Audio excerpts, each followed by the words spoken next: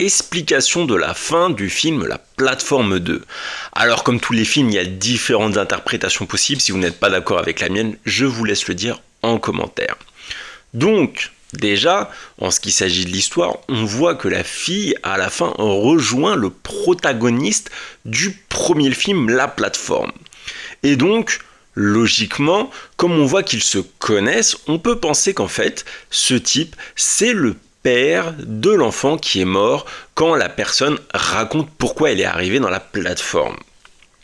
J'ai lu que dans une interview, les acteurs disaient que c'était en fait un préquel du premier, et donc on peut penser qu'en fait, dans la plateforme 2, il y a des règles établies, et en fait, en regardant la plateforme, on se rend compte que toutes ces règles sont tombées, et on voit comment se déroule ce monde, enfin se déroule cette plateforme, dans l'anarchie la plus totale.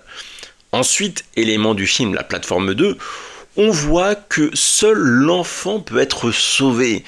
Pourquoi l'enfant? Sûrement parce que ça symbolise l'innocence, voilà, qui doit être sauvé de ce monde en destruction. Mais c'est vrai que, même si la symbolique est assez belle, dans l'histoire, voilà, dans le récit, dans ce monde en tant que tel, pourquoi seul un enfant peut remonter dans la plateforme et non un adulte?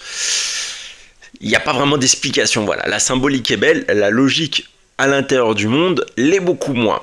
Mais après, c'est vrai que la plateforme, au final, ces deux films qui sont basés, qui sont une métaphore de la société, ça parle de la guerre civile espagnole notamment, ça parle de la lutte des classes. Bref, sur le fond, ce sont vraiment des films intéressants. Malheureusement, notamment pour le 2, c'est plus la forme qui pêche.